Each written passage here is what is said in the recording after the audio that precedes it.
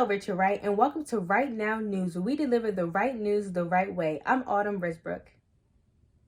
While some students will be able to return to the classrooms this year, might not be able to get a chance to return to the fields.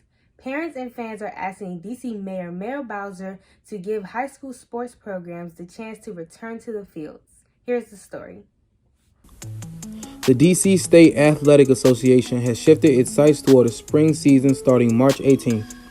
Due to the order from Mayor Marion E. Bowser that extended the public health emergency in the district through March 17th, this eliminated the possibility of any D.C. public, charter, or private schools holding sanctioned fall or winter sporting events.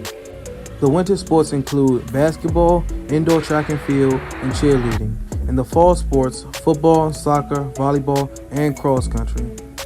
There are about 4 months left in D.C. school year, and some senior football players are growing nervous. Because of the pandemic, many of them haven't been able to play competitively in months. That means college recruiters haven't seen them play, and they haven't been able to collect film to send to prospective schools. Now, D.C. coaches, student athletes, and parents are asking that Mayor Bowser compromise restrictions and allow for players to practice and play games so that they can include film in their applications to college recruiters. The Centers for Disease Control and Prevention says that high-intensity activities like youth sports are safer when done outdoors compared to indoors. However, it adds that some close contact sports, including basketball and wrestling, come with heightened risk, including close proximity for extended periods of time, high levels of exertion, and use of shared equipment. DC's rules around high contact sports are stricter than those in Maryland and Virginia, which both have allowed fall sports to resume.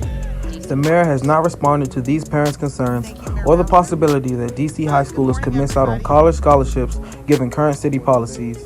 This also means that high schools in the district will go 3 consecutive seasons without finishing, after last year's spring schedule was halted in March.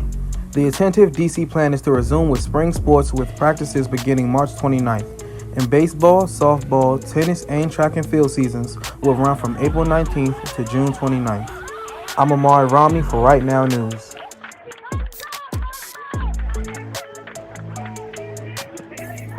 Speaking of games, this next story was more than a clash to the Spartans, more like league to champions.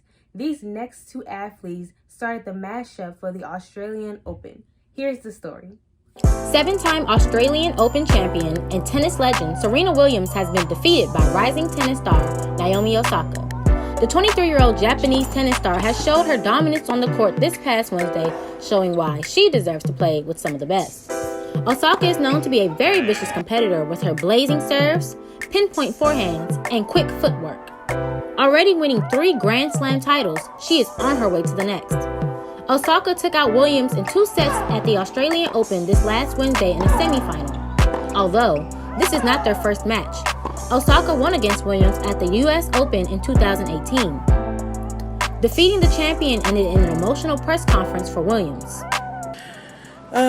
The difference today was errors. I made so many errors today, so it was opportunities where I could have won. I could have been up 5-love, and I just made so many errors. So,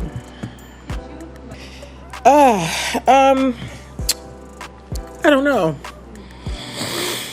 I'm done.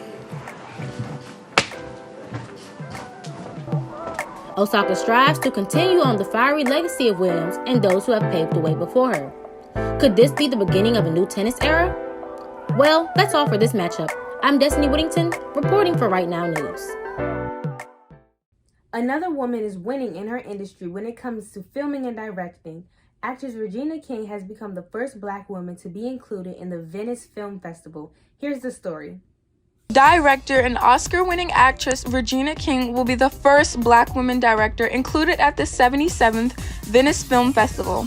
The Venice International Film Festival is the world's oldest film festival and one of the big 3 film festivals alongside Cannes Film Festival and the Berlin International Film Festival. King's film One Night in Miami is based on former journalist Kemp Powers' stage play of the same name, which is a fictional account of a real meeting that took place between Muhammad Ali, Malcolm X, Sam Cooke, and Jim Brown. The film covers how these 4 men meet up to discuss their roles in the civil rights movement and how they became pivotal players of change in the 60s. King told Variety magazine that her directorial debut can potentially open doors or close doors for more black female directors. This is due to the double standard that black women face within Hollywood. She wants to make sure her films was a success, hoping to impact and uplift marginalized voices in the arts and communities all over. King stated that if her film does very well, you will be seeing a lot more of black female directors in Hollywood.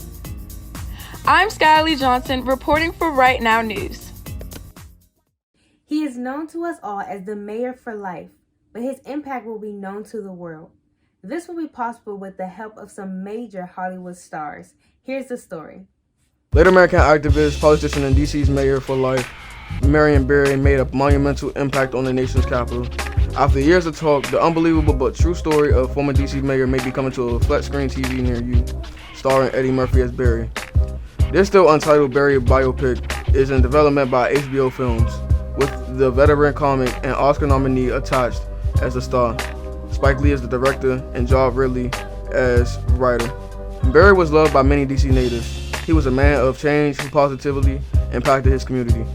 He helped adults in underserved DC communities find employment within the DC government who were struggling to find work, focused on voting rights and community development. He even helped the youth in the DC through the Student Nonviolent Coordinating Committee and through his legacy program, the Marion Barry Summer Youth Employment Program, also known as SYEP.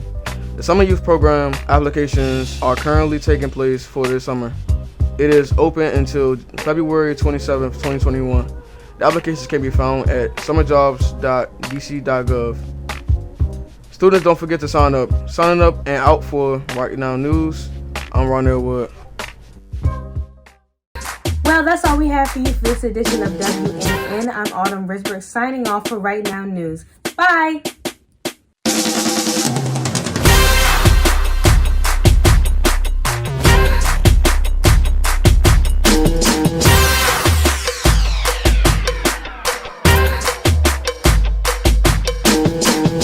If you are interested in joining the winning team, please reach out to Miss Whittington, Mr. Jackson, Miss Santos, or Mr. Bussey via email. Thank you.